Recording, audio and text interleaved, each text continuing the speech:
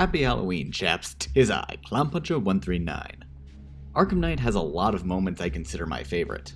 I Am Batman, Can You Hear Me, Bruce, Oracle's Death, they're all so great. But, like some of the moments I mentioned in City, they get talked about to death. So, it's only right to talk about a moment nobody else really has. As you might expect, it's a Joker moment because he steals the show in literally every respect. We've got a pretty small moment, all things considered, but one that really gives us great insight into Batman at this point in the story. So, no time to waste, let's get to Joker's one amazing scene. Batman has finally confronted Scarecrow. After hours of searching, he's finally got him cornered in the central mixing chamber of Ace Chemicals. But he's able to escape, and has Batman trapped in a room flooding with fear gas.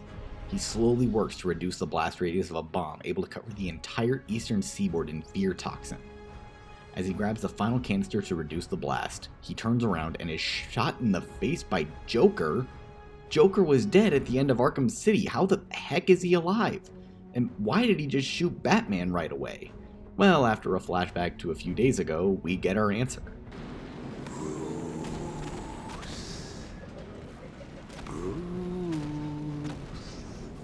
Can you hear me, Bruce? Batman has completely succumbed to the effects of the fear toxin, and Joker has now manifested as a result of his greatest fears. Throughout the rest of the game, Joker appears as a darkly comedic sidekick for Batman to be annoyed with. Batman pays absolutely no attention to him, except for a few snide glances the other characters wouldn't even notice. Or so you'd think at first glance. Masquerading as Gotham's least interesting socialite is one hell of a cover story. The dead parents are just icing on the cake. Joker is slowly taking over Batman's mind. He's slowly convincing Batman that they're not so different, that his Joker side came through once and will come out again. His first really notable appearance after Ace is in Stag's airships. Most of his pop-ups are pretty normal, just spouting nonsense to make the audience laugh. Oh, I know. When you're done, let's hack his online dating profile. But it's when he starts to take control that things get messy. When Batman finds Stag, Joker takes it upon himself to try taking his turn behind the wheel. He messes with Batman's perception of reality, reviving all the militia he previously knocked unconscious. As Batman knocks them out again, they keep getting up and turn into Joker when he isn't looking. Batman keeps knocking them out with increasingly violent blows, but they keep getting back up. Eventually, one of the Jokers knocks Batman over. They all surround him as one begins choking him out. Batman's vision begins to fade as he struggles to keep Joker at bay. He's eventually able to resist, throwing Joker off of him, but Joker almost had control. Nearly, Bats. I could feel you losing control there. A little more of that delicious fear gas, and it will be all over. For you. And that wish of Joker's comes true. Batman makes it to Scarecrow on the second airship, but his mind begins to falter at the worst possible time. He sees two Scarecrows in front of him and Joker at the end of the room pretending to host a sadistic game show. Batman picks the wrong Scarecrow and gets gassed by the real one, and his worst fears begin coming true. There is no savior, no more hope, no more Batman. Maybe it's already happened. Joker has taken the wheel. Look at me! I'm amazing! And this body! I can't believe how strong it is! He uses Batman's incredible strength, taking the body for a joyride, beating up tons of militia more brutally than Batman normally would.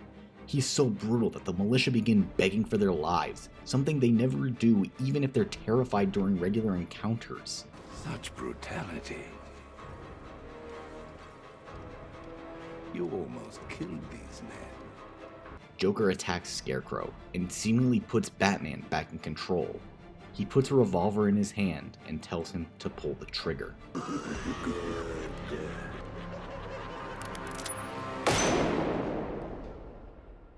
He would have done it. At this moment, if given the choice, Batman would have executed Scarecrow. I prefer to call it a work in progress, but it does show potential. This part of the game serves as a really interesting point for Batman's character. His grip on reality is slipping. He's starting to lose control to the urges of the Joker. His violent thoughts and tendencies are starting to be revealed. He is sworn to never kill, and a lot of people like to call Batman out on that. saying that choosing not to kill a psychopath like the Joker has led to many more deaths that could have been prevented. But that's not the point. Batman believes that anybody can be reformed. That's why he puts all the supercriminals into Arkham Asylum. It's not just a plot convenience for the writers to put all the criminally insane in one place. It's because Batman believes he can rehabilitate all of his rogues gallery, and Arkham is the only place capable of reforming them as the only insane asylum in Gotham. Batman doesn't kill because he's better than the people he's fighting. He has the capability to murder everyone against the law tenfold. He has a freaking tank with near infinite live rounds at the ready, but he doesn't use a single one. During Arkham City, he says he'd be fine dying if Joker went down with him. And even when Joker is dying, through no fault of Batman, he would have saved him. Batman would have saved Joker unless he went down too. After beginning to liberate Founders Island, Batman gets a distress call from the movie studios. Harley Quinn has launched an attack in an attempt to free the people infected with Joker's blood. On his way to save Robin, we get our amazing scene. Joker shows up as normal in a great Arkham Asylum homage, but this scene is a lot more impactful than I think some people give it credit for. I'll just let it play out for you and explain why. Ah, memories. You, me, and a ward full of psychotic killers. You've never felt so at home, have you? Oh, come on. You think you're different because you never killed anyone? Newsflash! You killed me. I was there, remember?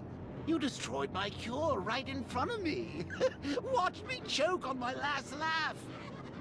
And then, after killing me, you said you would have shared. You couldn't admit I'd won, could you? Not even as a parting gift. But now I'm on the inside. Ooh, we both know the truth. Yes, you've killed before, and tonight I'll make you do it again. This scene tells the player that Batman feels slightly guilty for Joker's death. We, the audience, know Batman isn't responsible for what happened at the end of Arkham City. We know Joker stabbed Batman in the arm, causing him to drop the cure. So basically, Joker killed Joker. If he had just walked up to Batman, he would have been given the cure even after everything he's done. Joker ultimately led to his own death. However, despite all of that, Batman believes he still could have done something to save Joker, and thus he feels responsible. A while ago, I used to think Kevin Conroy wasn't really giving it his all in Arkham Knight. Talk, or I'll crush every bone in your body. I said move! You're trapped. There's nowhere to run. Give up! You've lost! However, I've since come to realize it's because Batman has kind of lost himself. After Joker dies, Batman believes he is killed. He believes he has broken his one rule, and it changes him mentally. He can't live with himself at this point, and it's why his nightmares with Scarecrow's toxin are different than the levels in Asylum. He's a changed man at this point. Before, he was scared of ending up like all the lunatics in the Asylum. Now, he's scared he won't be able to stop himself now that he knows what it's like to draw blood. Arkham Knight Joker isn't just Joker taking over Batman's mind. Joker is a manifestation of Batman's violent tendencies being unleashed on both the good and bad of Gotham. Look at the Crime Alley fight after Batman gives himself up to Scarecrow. Batman is unabashedly violent when performing Joker takedowns. He slams Joker onto the ground and stomps his face in with his boot, pulls his head back to stomp on his spine, breaks his back before slamming his foot into his throat, breaks his spine over his knee like Bane would, and ultimately snaps Joker's neck with no hesitation. And then, Joker breaks it all down for me. So you finally lost it, eh? Finally snapped my neck. No denying it this time. You've got the mind of a killer, and that mind is mine. It's over, Bruce. You crossed the blood-red line, and now Scarecrow's going to set me free. We know Batman has never killed before, but his subconscious has convinced him otherwise. He has the mind of a killer, but normally has the restraint to hold it back. He saved Ra's while in freefall, despite being the reason Arkham City and Protocol 10 got approved. He revived Bane after he nearly killed Alfred and was attempting to kill him. He tried to get Hugo Strange medical attention after all the trouble Arkham City caused him. He would have saved Joker after everything he did. Now he's tempted to release everything he's been holding back. When he takes Penguin in before his identity is revealed, he threatens him with the morgue. Penguin calls his bluff, knowing he doesn't kill, but Batman knows something is happening that may change that tonight. He's ready to kill Henry while being held at gunpoint. Joker urging him on is just his violent tendencies being brought front and center for the audience. Despite not being the case, Bruce is convinced he became exactly what he was fighting against. He thinks he's killed, and now he wants more. When Scarecrow unmasks Batman, he injects him with even more fear toxin, leading to the nightmare scene we all know.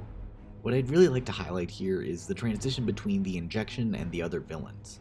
When the camera loops behind the gurney and the new scene is revealed, it's still Batman on the slab.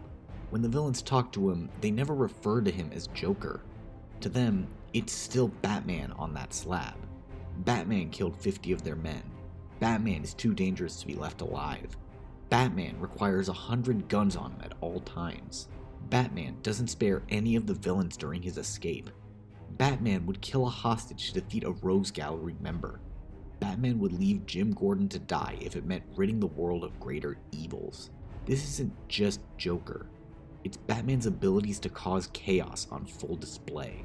When Alfred calls him, he's still referred to as Batman. He begs Bruce to stop his rampage. After all the good he's done for the city, he's resorting to mass violence, killing in pursuit of some twisted idea of justice. He swore to be better than the system and villains he fought against, but now he's far worse. What would his father think if he saw what he's resorted to? Bruce then starts fighting back. What I find interesting about this scene is that Batman uses the same trick for the entire sequence. All he does is create stone statues of himself when Joker turns his back. I think this is meant to be Bruce trying to hold back his violence. He stands his ground and attempts to entrap it with unmoving statues. However, as we see, it's able to break through no problem. It isn't until he embraces the violent acts and attacks Joker that any real progress is made.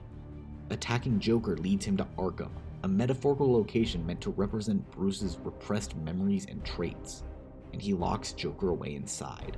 The fact that he's able to hold his violent tendencies back by embracing them and attacking them head on is the most heroic thing I can think of. I am vengeance.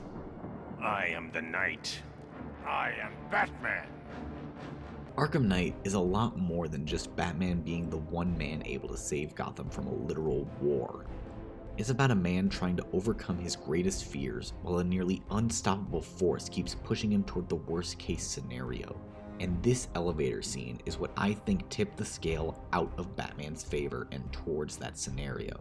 Batman's fears are convincing him that he's killed, that he's no different than the ones he's fighting against, and that he will kill again tonight. Many scenarios play out in his mind that prove it may be true. He would have killed Scarecrow on the airships. He wanted to kill Henry in the movie studios, and he would have snapped Joker's neck if given the choice. But he is Batman. Even after everything he goes through, he knows none of this is true. He may still feel guilty about Joker's death, but he is not killed, and he never will. He knows Crane's toxin is manipulating his mind to see his worst fears, and he fights against it.